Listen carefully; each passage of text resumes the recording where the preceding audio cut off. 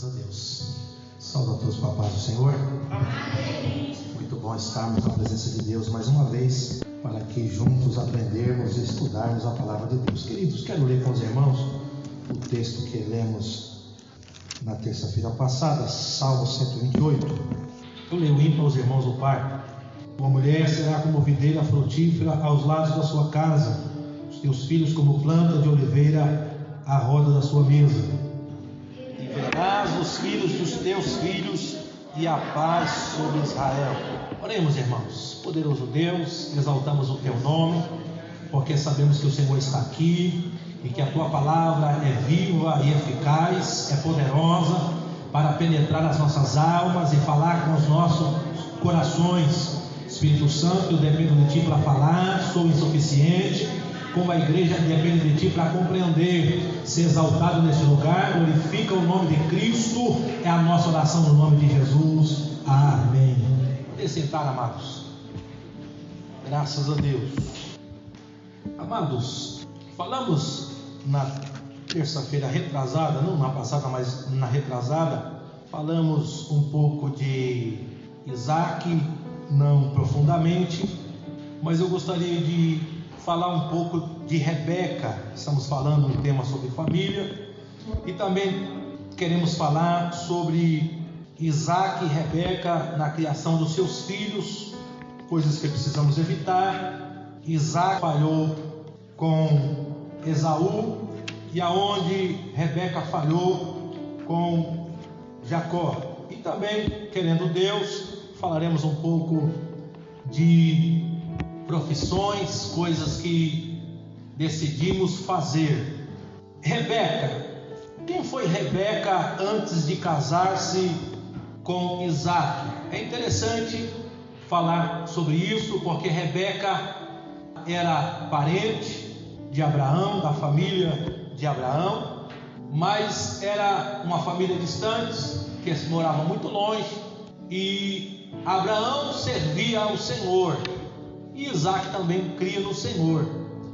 Mas será que Rebeca também tinha a mesma fé que Isaac e tinha a mesma fé que Abraão? A Bíblia não diz isso. Abraão saiu da sua parentela, porque a sua parentela vivia em meio de um povo idólatra, em uma sociedade idólatra, e Deus então conduz Abraão por outro caminho para servir o único Deus. E Rebeca veio nascer posteriormente. Então Rebeca não tinha a mesma fé que Isaac tinha inicialmente, mas ela veio a ter após casar com Isaac. Amém, queridos? E o que é interessante, se você abrir sua Bíblia, eu quero que você abra comigo sua Bíblia no livro de Gênesis capítulo 24, que diz que Rebeca, ela era uma mulher que tinha disposição para trabalhar. E quando o servo de Abraão foi buscar uma mulher para Isaac, dentre a sua parentela, ele fez uma oração dizendo que esta mulher desse água para ele e também desse para os seus camelos. E quando ele acabou de fazer aquela oração, então apareceu uma donzela com um cântaro de água na mão, e o servo de Abraão pediu água para ela. E o versículo 14 do capítulo 24 do livro do Gênesis diz: seja pois que a donzela a quem eu disser, baixa agora o teu cântaro, que eu beba, e ela disser, bebe, e também darei de beber aos teus camelos. Esta seja a quem designaste a teu servo Isaque, e que eu conheça nisso que fizeste beneficência ao meu Senhor.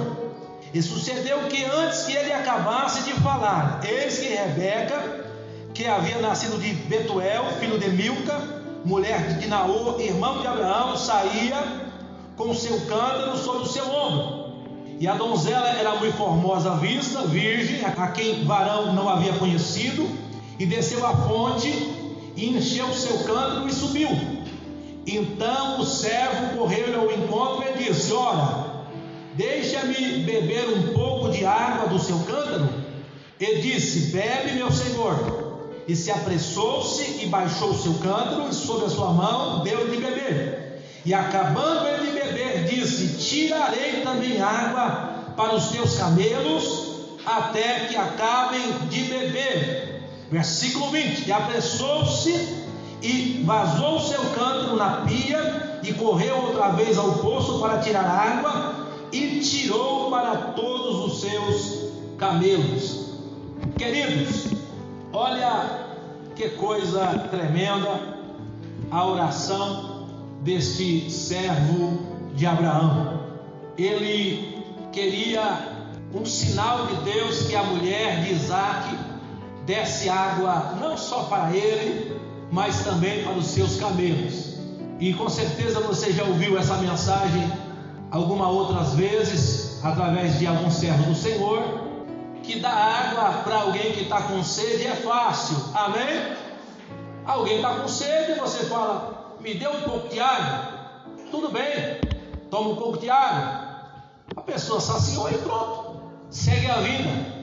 Mas ele disse: esta mulher que tu escolheste para o meu Senhor, que ela também se ofereça para dar água aos meus camelos. E eram 10. Irmãos, Rebeca era uma mulher disposta, uma mulher que tinha disposição para trabalhar, uma mulher que não fazia corpo mole, era uma jovem que trabalhava, que tinha disposição. E isso, irmão, é bem-vindo em toda a família. Toda família quer receber de braços abertos um filho ou uma filha que tenha disposição para trabalho, que não faça corpo mole, queridos. E interessante é que essa mulher era donzela, era virgem, era formosa, mas era trabalhadora acima de todas as suas virtudes. Ela era trabalhadora, e foi isso que ela fez. Quando você começa a pesquisar sobre o tanto que um camelo bebe de 100 a 120 litros de água, porque ele não só bebe água para aquele momento, ele armazena dentro de si água para o deserto.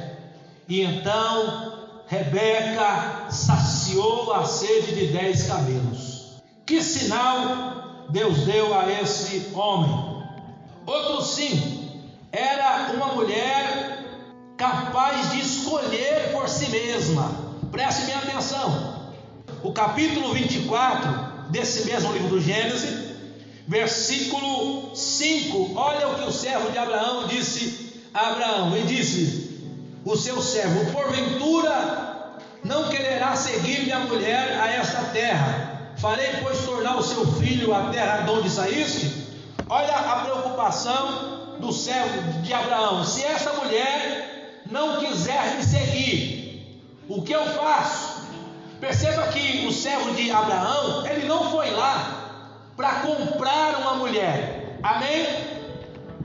Essa mulher deve escolher me seguir. Essa mulher deve vir de livre e espontânea vontade. Isso é muito interessante, irmãos. Então Rebeca, além de ser uma mulher trabalhadeira, ela também tinha a capacidade de escolher. E nós vemos isso no mesmo capítulo 24, versículos 57 e 58. Olha o que ele diz aqui: e disseram: chamemos a donzela e perguntemo-los. Versículo 58. E chamaram Rebeca e disse-lhe: irás tu com esse varão? E o que ela respondeu?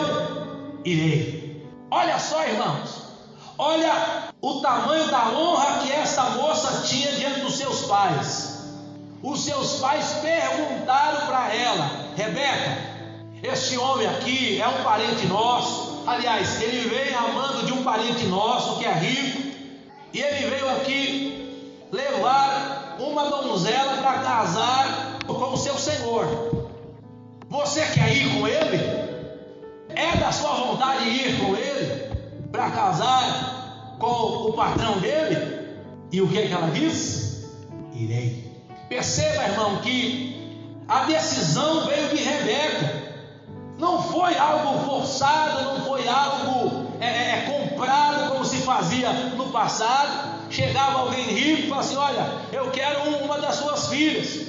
E o pai dava o preço, e se você pudesse pagar, você levava. Não, ele foi lá buscar alguém que viesse de livre e espontânea vontade.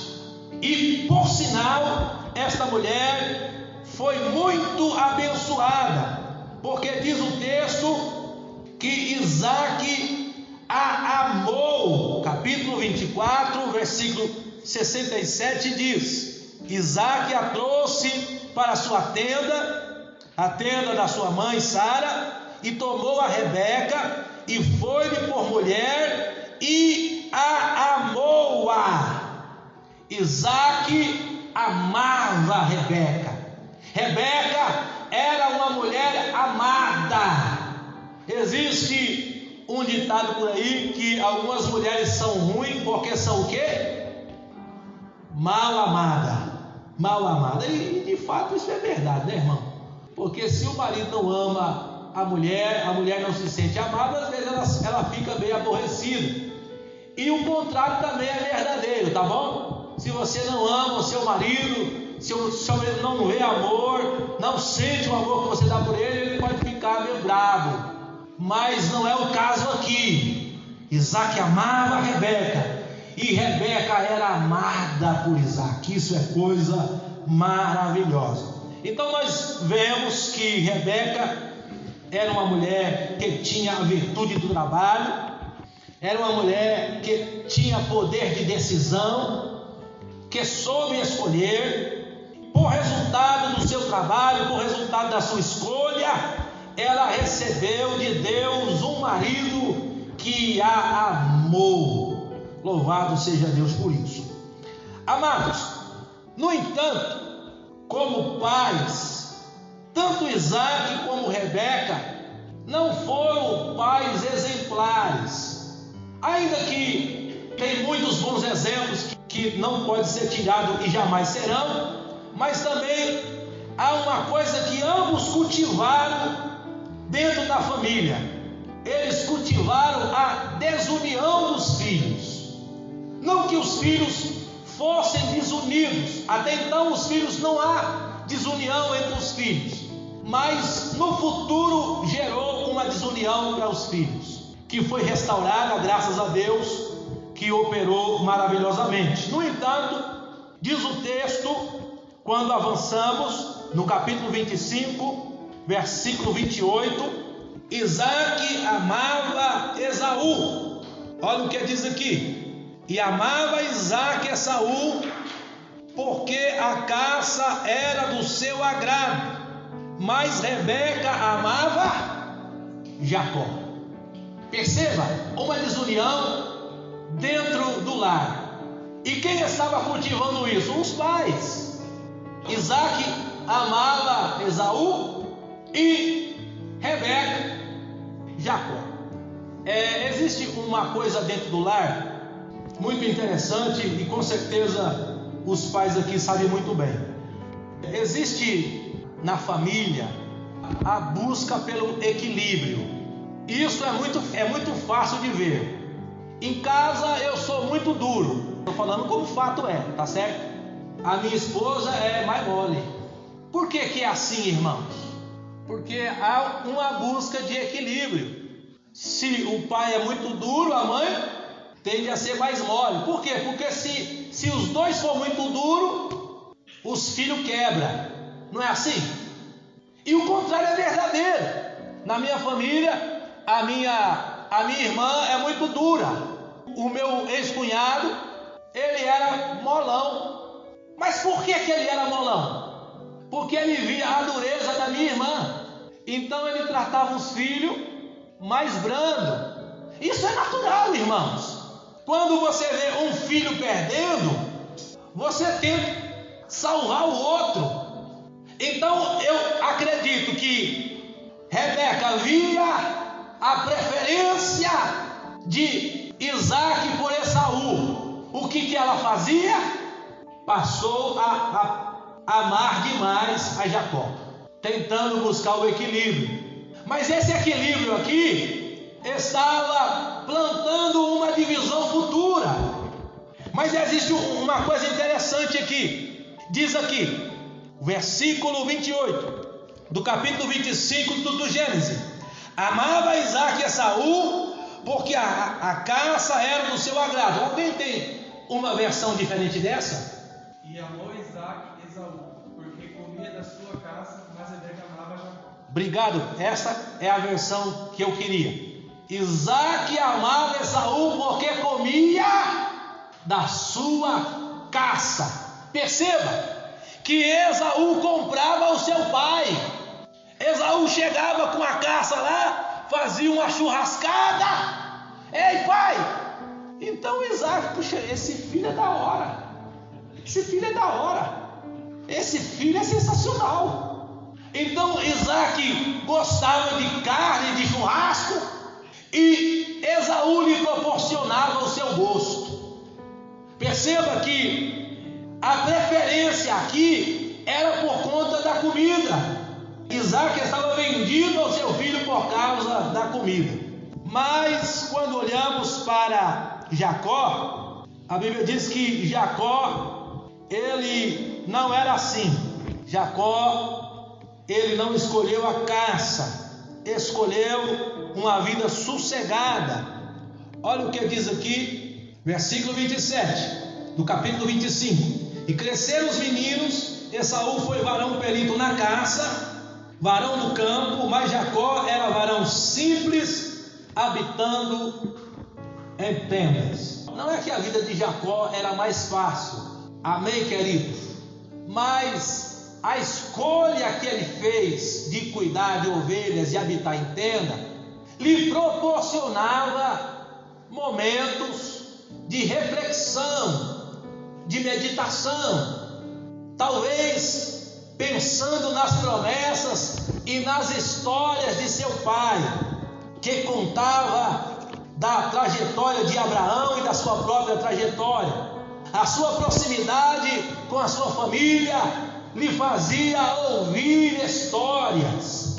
E já Esaú vivia no campo, vivia buscando uma caça, e isso lhe afastava da proximidade de ouvir as histórias, talvez, do seu pai e da sua mãe. Isso eu estou conjecturando, amém, queridos? Amados, os irmãos, com certeza acredito que o pastor Clóvis já falou sobre isso, mas se não falou, você pode esperar que ele vai falar. Temperamentos, o pastor Clóvis já falou sobre temperamentos aqui? Já, né? E isso é uma coisa que nós herdamos dos nossos pais. Você nasce com você. No entanto, ninguém é 100% o temperamento sanguíneo, ninguém é 100% o temperamento colérico, ninguém é 100% o temperamento fleumático e ninguém é 100% o temperamento melancólico. Eu só vou falar aqui as coisas boas desse temperamento, para que a gente possa entender Esaú e Jacó. O sanguíneo é aquela pessoa que alegre, esperançosa, calorosa, amável, simpática. O sanguíneo é aquela pessoa extremamente extrovertida. Então, se o filho que está à busca de uma profissão, ou o pai que vê isso no filho, um filho alegre, um filho extrovertido, esperançoso, que faz muito amizade, se você vê isso no seu filho, ou você que é filho, você vê isso em você, então você tem que escolher uma profissão que está dentro daquilo que você é. Um exemplo, eu gosto de falar demais, eu sou um falador, eu sirvo para ser um repórter ou não sirvo? Sirvo. Eu sirvo para ser um advogado ou não sirvo? Sirvo, porque advogado tem que falar bastante, não é? Tem que dar nó nas pessoas às vezes, não é? E a pessoa que é bem extrovertido, que tem muito argumento, ela consegue fazer essas coisas. Se você vê isso no seu filho, ou você que é filho, você vê isso em você, então na escolha da sua profissão você tem que partir para esse lado. O colérico ele é aquela pessoa ambiciosa, determinada, ele é o líder, ele é aquele que faz bons planejamentos. Só que eu quero falar aqui uma das fraquezas do colérico. O colérico, ele é impaciente e também é muito prático. Isso é lado bom, isso tem o seu lado ruim. E eu quero crer que Esaú era alguém com um temperamento colérico. Por quê? Porque ele era um homem perito na caça. E para você ser um bom caçador, você tem que fazer planejamento, ou não? Com certeza, irmão. Eu não posso sair com a espingarda aqui, vou entrar no mato e vou voltar com a onça. Eu posso? Talvez você dê sorte, mas isso não vai acontecer facilmente. Ou vou voltar com um cervo. Se você não estudar o terreno, se você não fizer a serva, né? Se você não planejar, você dificilmente vai pegar a sua caça. Tem alguém que gosta de pescar aqui? Tem, né? Olha aí. O bom pescador, ele ceva o lugar, né? É assim? Ele ceva, né? Ele passa lá a semana inteira lá. Isso, estou falando no rio, né? Estou falando lá no pesqueiro que é só jogar a tarrafa, não, né? É no rio. Ele vai cevando o lugar. Enquanto ele está cevando esse lugar, ele está pescando em outro lugar. Aí depois de uma semana ele vai para o lugar que ele pescou. O que é isso, irmão? Planejamento. A gente percebe que Esaú, quando você vai lendo o texto, ele tinha esse tipo de temperamento. E uma das suas fraquezas é impaciente e muito prático também. Nós veremos isso. Jacó, acredito que ele seja fleumático. Por que fleumático? Porque o fleumático, ele tem as suas características. Eles são pessoas dóceis, são pessoas pacíficas, são pessoas sonhadoras, são pessoas positivas e disciplinadas. Quem é fleumático é aquela pessoa que não gosta de brigar, é aquela pessoa que tem esperança, é um sonhador. E se você, querido, não gosta de brigar, se você é um sonhador, não vai tentar uma profissão na polícia nem no exército, porque não vai dar certo, irmão. No exército você vai ter que brigar, você vai ter que lutar. Nem sempre você vai conseguir resolver as coisas na conversa. Eu não gosto de briga, por que eu fui entrar na polícia? Você escolheu a profissão errada. Jacó, irmãos, quando diz o texto que ele habitava em tendas, era um homem sossegado. O que ele fazia nas suas horas vagas? Sonhava. E com o que Jacó sonhava, irmão? Com a bênção de Abraão. Com o que Jacó sonhava? Em ter relacionamento com o Deus de seu avô, com o Deus de seu pai. E Esaú? Esaú estava caçando. Esaú estava procurando caça. Esaú é aquele tipo de camarada que é rico e deixa a riqueza no banco e nunca nem olha para sua conta. O dia que eu for precisar, está lá. Talvez isso dê certo na vida secular, mas nas riquezas com Deus, a riqueza de Deus demanda relacionamento com o Deus da riqueza. Se você quer ser rico para com Deus, você precisa se relacionar com Ele. Eu sou rico para com Deus, mas eu nunca me atenho para as minhas riquezas. Eu nunca me preocupo com o Deus da riqueza. Eu não me relaciono com o Deus da riqueza. Será que quando eu precisar vai estar lá? Esaú nunca se preocupou para isso. Sou rico, um dia meu pai vai me abençoar e está tudo certo. Mas isso não aconteceu. A pessoa melancólica, irmão, ela tem o temperamento, é sensível. Ela é aquela pessoa quieta, não gosta de falar muito, ela é desconfiada, é dedicada, mais introvertida. Então você tem que escolher uma profissão e só depende de você ali. É uma boa escritura de livros, porque para lidar com pessoas, a pessoa melancólica não consegue muito. Por quê? Porque ela é mais fechada, é mais centrada, é mais sensível. Então, para a pessoa melancólica se irritar com alguém é muito fácil. E se você vê isso em você, ou você vê isso no seu filho, tenta encaminhar seu filho para aquilo que faz parte do seu temperamento.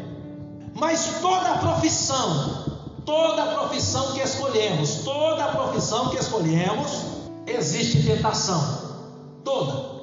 Existe momento que seremos tentados. Todo lugar que estamos, sempre haverá tentações. Falaremos disso. Amados, vamos lá.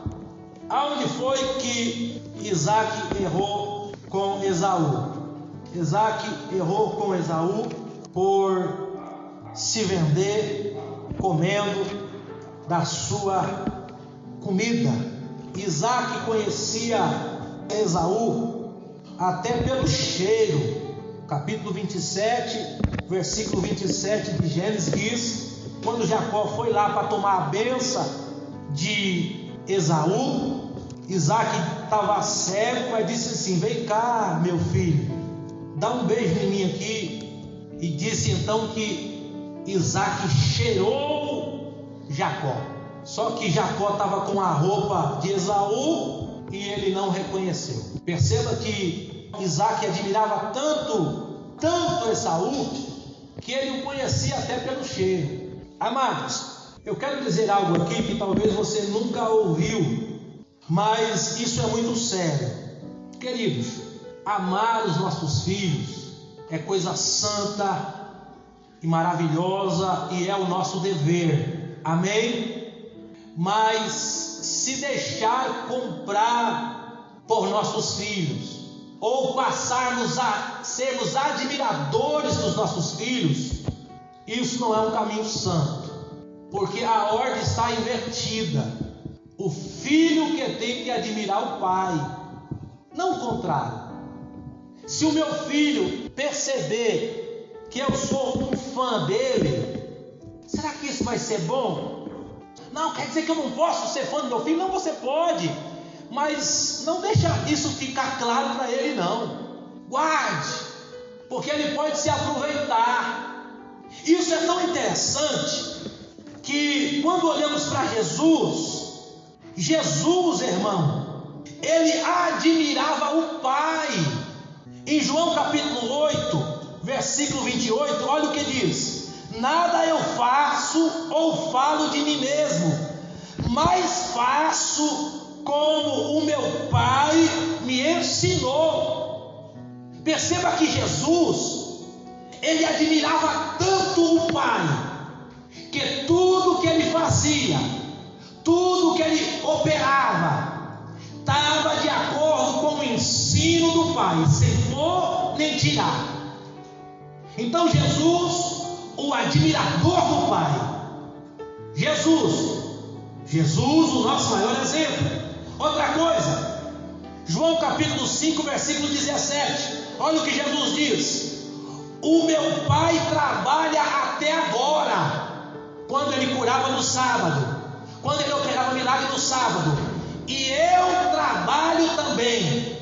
Jesus sempre olhava para o Pai, admirava o Pai. Eu admiro o meu Pai trabalha hoje, eu trabalho também. O meu Pai faz assim, eu faço igual ele. E isso, irmãos, nossos filhos têm que ver em nós. Mas o meu filho é tremendo no futebol, é tremendo no vôlei, é tremendo em muitas coisas que eu não fazia. Maravilha, você pode torcer para o seu filho, pode torcer mesmo, mas o seu filho tem que entender que foi você que lançou ele. Amém, irmãos? Seu filho tem que entender que ele só está lá por sua causa. Seu filho tem que entender que você projetou ele, você encaminhou ele, e tudo que ele tem é porque ele tem um pai, é porque ele tem uma mãe que o apoiou, que o sustentou e que deu a base para ele chegar onde ele chegou. Isso tem que ser evidente. Não é que você tem que ficar falando, foi eu que te dei, foi eu que te dei, foi eu que te dei. Não, irmão. Ele tem que ver isso. Ele tem que ver isso. Agora, se você ficar comendo churrasco do seu filho direto e deixar ele te comprar, aí complica, né, irmão? Aí complica. Outro sim, em Provérbios capítulo 8, versículo 30, diz algo muito interessante. O proverbista está falando da sabedoria. E neste capítulo, nós vemos Jesus sendo a sabedoria. E olha o que a sabedoria fala. Eu estava com ele, e era o seu arquiteto. Era cada dia as suas delícias, alegrando-me perante ele em todo o tempo. Perceba que o proverbista está falando da sabedoria, e neste momento nós enxergamos Cristo é a sabedoria de Deus, e ele está dizendo: eu estava com ele, eu me alegrava com ele, eu tinha prazer nele. Perceba a relação do pai e do filho, de admiração, de contentamento. E isso os nossos filhos têm que entender. Precisamos deixar isso subentendido. Agora, quando foi que Rebeca falhou com Jacó? Nós dizemos, irmãos, que Jacó é o enganador, não é? Foi, né? Melhor dizendo. Mas quem foi que encaminhou Jacó no engano? A mãe.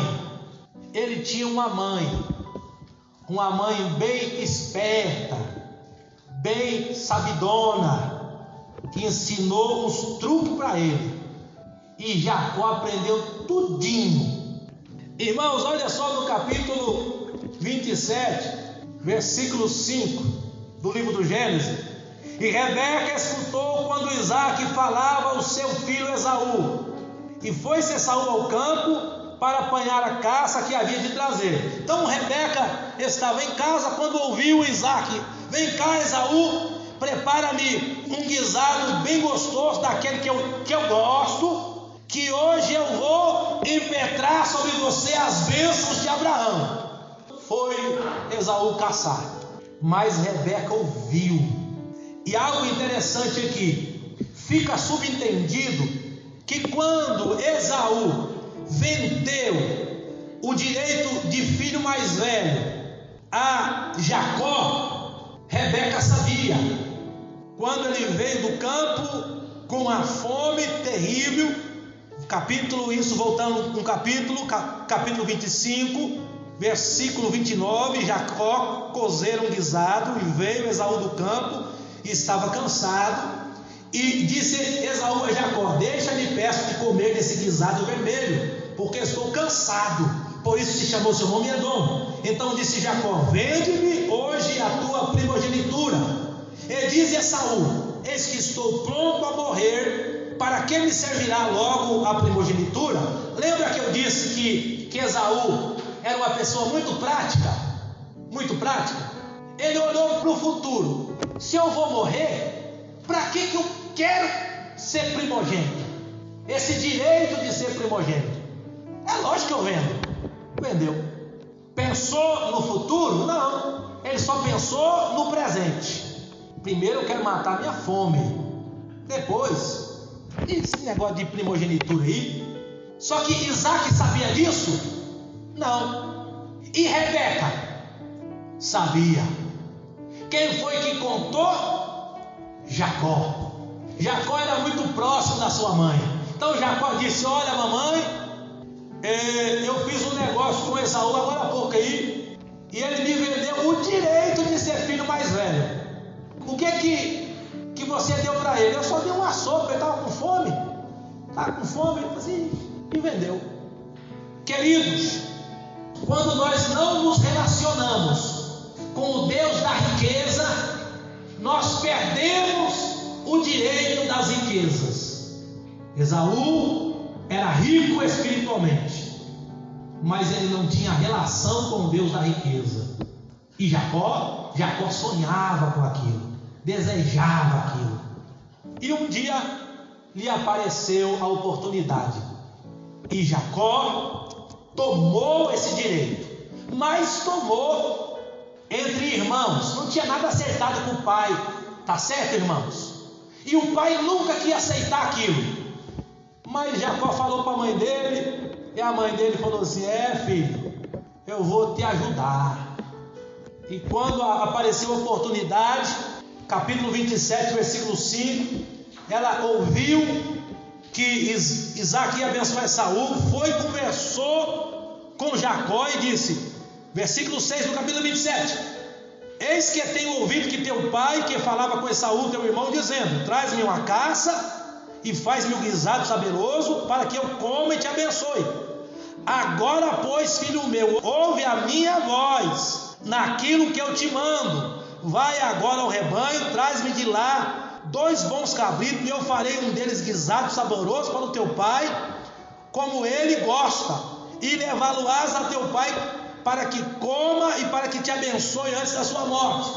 Então disse Jacó a Rebeca, sua mãe: eis que Esaú, meu irmão, é varão cabeludo, e eu varão liso. Porventura me apalpará o meu pai, e serei aos seus olhos enganador. Assim trarei sobre mim a maldição e não bênção. E disse a sua mãe: meu filho, sobre mim seja a tua maldição, somente obedece a minha voz, vai e traz-me. E tomou, trouxe. A mãe dele pegou uma roupa de Esaú, colocou sobre ele, e deu tudo certo. Agora, quem foi que encaminhou Jacó para o engano? Quem? A mãe. Perceba, irmãos, que os nossos filhos, eles estão olhando para nós, irmão. Você que vai encaminhar ele, está olhando para você. Se você resolve as coisas na ignorância, o que ele aprende? Que na ignorância dá certo. Mas se você resolve as coisas com calma, o que ele entende? Vamos ter calma. E se você resolve as coisas enganando, não, dá para a gente dar uma volta aí, dá para a gente dar um jeito aí. Não, o camarada está cego, ele está cego. Você vai lá, nem vai ver que é você. Mãe, mas ele vai me amaldiçoar. Não, fica tranquilo, eu pego toda essa maldição para mim, vai com tudo. Você vê, irmãos? E Jacó então se tornou o ladrão de bênção, graças à sua mamãe. Graças à sua mamãe. E ela errou 2 vezes. Por que ela errou 2 vezes? Porque quando ela soube de Jacó que ele havia comprado o direito de primogenitura de Esaú, ela contou para Isaque?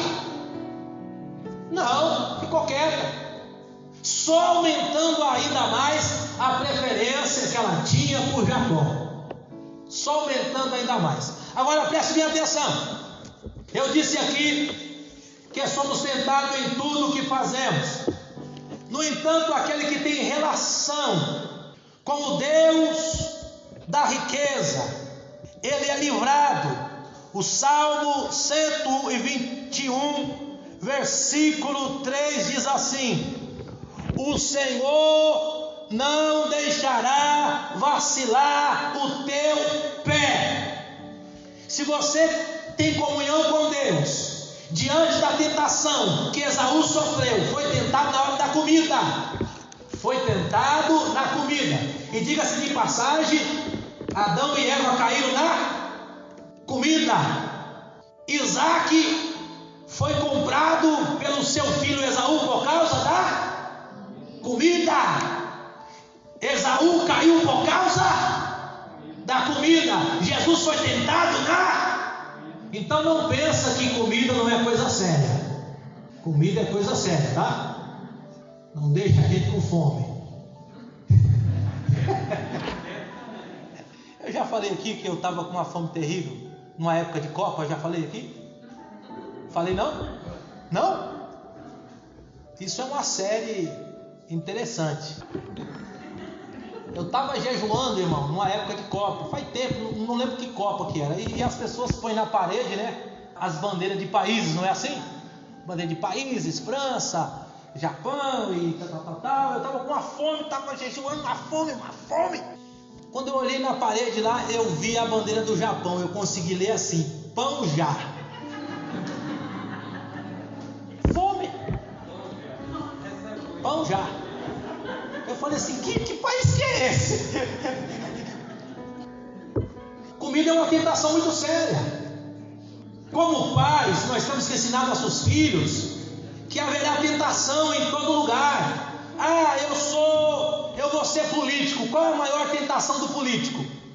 Dinheiro, né? Dinheiro fácil. Aprovar leis, licitações por conta de dinheiro, né? A pessoa, não, eu vou ser atleta. Qual é a tentação do atleta? Asteroides, anabolizante, não é assim? Ou seja, há tentação em todo lugar. Para quem trabalha com comida também.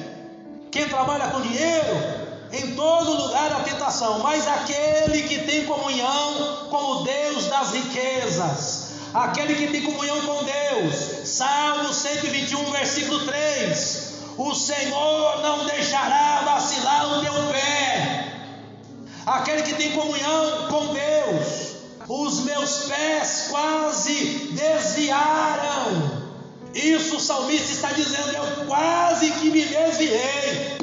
Eu comecei a olhar para o ímpio, comecei a ver tudo que ele tinha de bom. Eu falei assim: para que eu sou crente?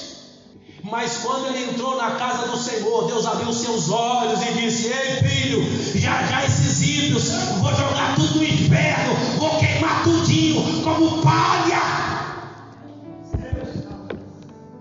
Mateus capítulo 6, versículo 13. Olha a oração do crente: não nos deixe cair em tentação.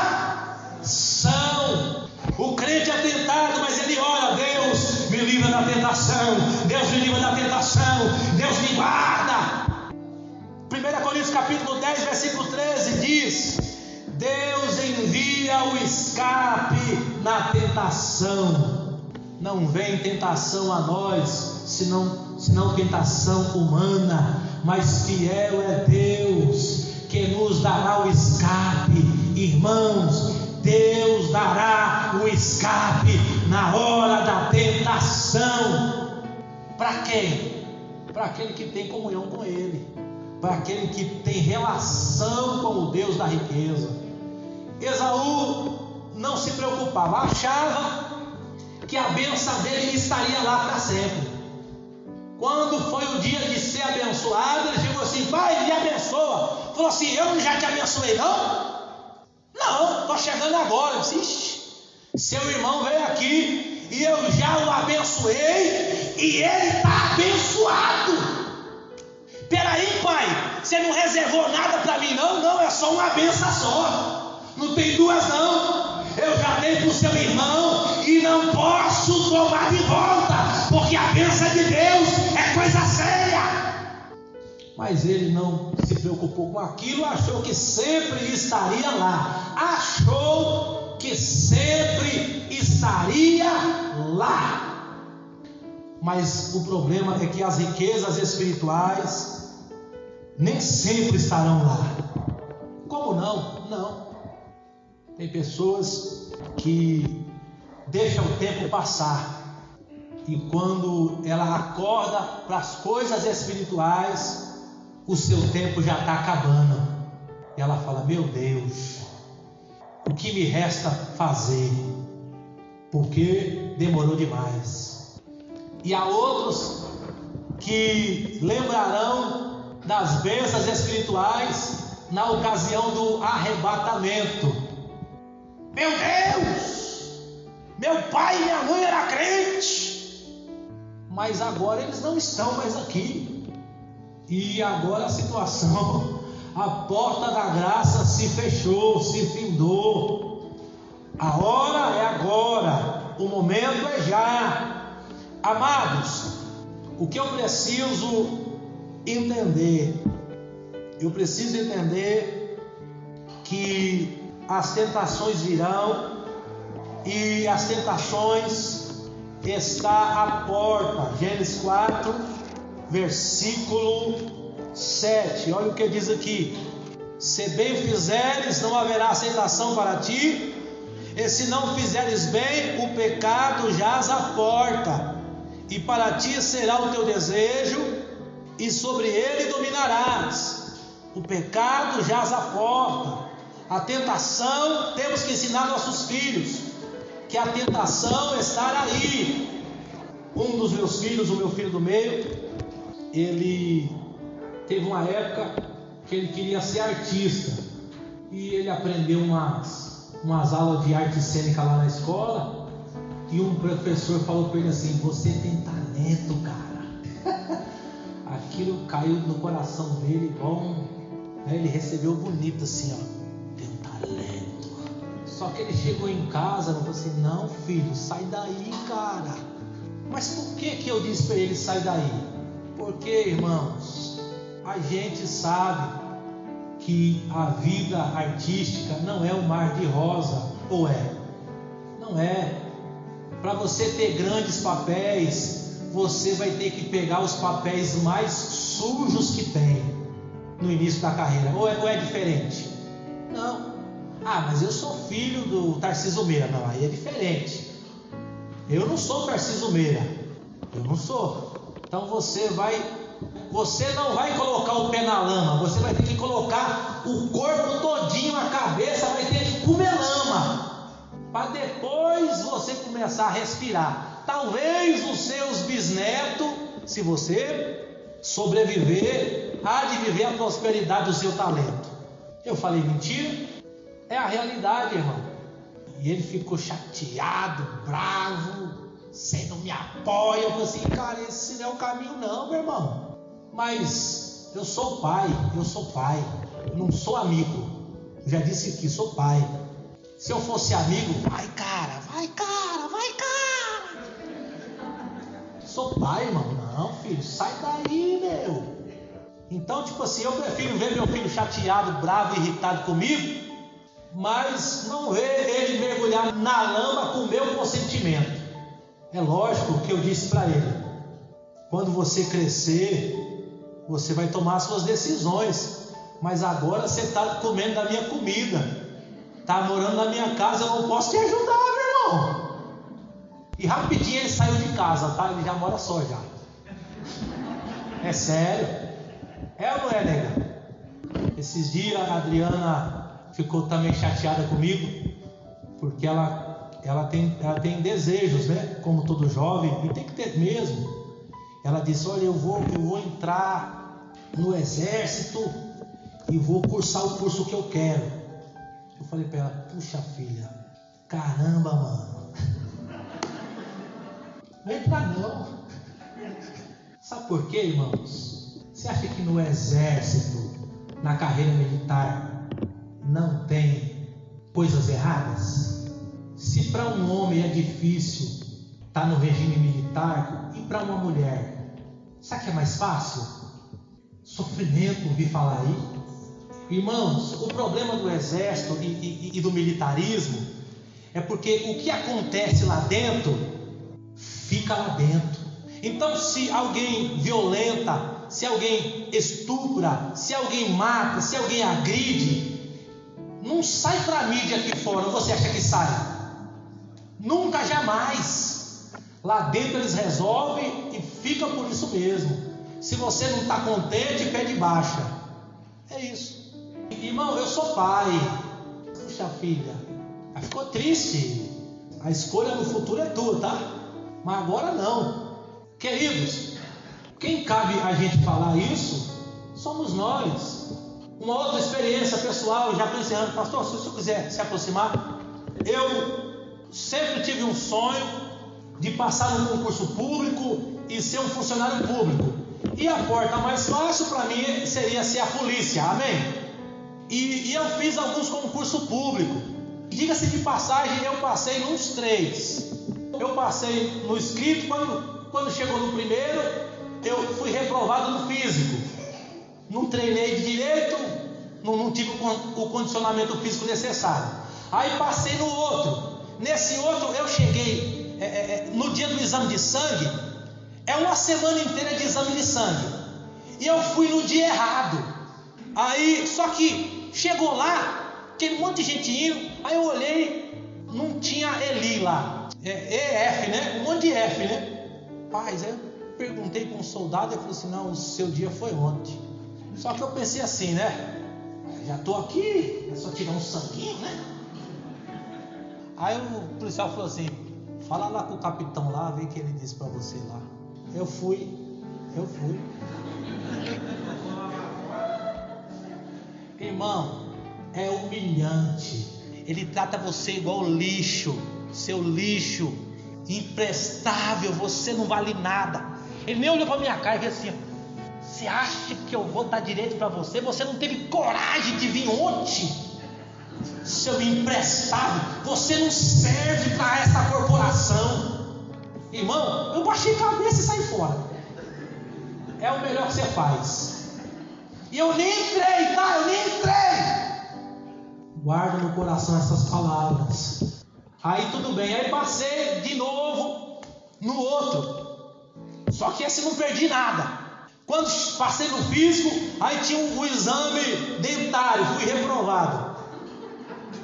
Eu já tinha 30 anos já. Era o último concurso que eu ia terminar. Depois de 30 não pode mais, né? Falei assim, não pode ser! Aí eu fui atrás de um amigo nosso, pastor Nilton, e falei assim, pastor Nilton, os caras me reprovaram, é inadmissível, eu vou entrar com ação jurídica para eles me reavaliar. Aí fui atrás de um pastor crente, aliás, de um advogado crente. Aí ele falou assim, você quer um advogado crente? Eu falei assim, é crente que eu quero. Aí fui no advogado crente, cheguei lá, o advogado falou assim, irmão, não entra não, irmão. Não entra não. O governo não fala, mas todo mês soldado é expulso da corporação porque se envolveu em coisa errada. Sai daí. Falei assim, não! É a minha última chance, eu tenho que entrar. Vamos entrar com esse processo e vamos lá. Aí ele falou assim, ó, você vai pagar os meus honorários. Eles vão ser obrigados a te reavaliar, mas não são obrigados ao quê? A aprovar. E se você for aprovado, você vai entrar com uma marca, um alvo nas costas. Você vai pedir para sair de tanto que eles vão te judiar. Eu falei assim, não, eu vou. Estava cego no meu desejo. E quando eu estou falando, esse advogado é da igreja batista, o pai dele é da igreja batista. O pai dele não estava lá, tá? O pai dele entrou no escritório, empurrando a porta. Cadê o pastor? Eu achei que era o pastor Nilton, né? Eu era o evangelista, né? Cadê o pastor? Aí ele olhou para mim. É você, né? Que negócio é esse de ser polícia? Vai para tua casa, vai cuidar da igreja, vai cuidar do rebanho de Deus. Sai daqui. Irmão, eu fiquei com uma vergonha tão grande. Eu baixei a cabeça, vamos embora, pastor Nilton. Deixa quieto. Irmão, tem coisa que a gente quer, mas Jesus não quer. Tem coisa que a gente coloca na cabeça, tem que ser, mas Jesus, Ele não deixará vacilar o teu pé. Aquele que te guarda não vacila, Ele te ajuda. Você está pronto para cair na tentação no laço, mas Deus vai lá e te sustenta. Por quê? Porque você tem relacionamento com o Deus da bênção. Que Deus nos abençoe, me perdoe pelo atraso, retorno a palavra ao nosso pastor. Amém.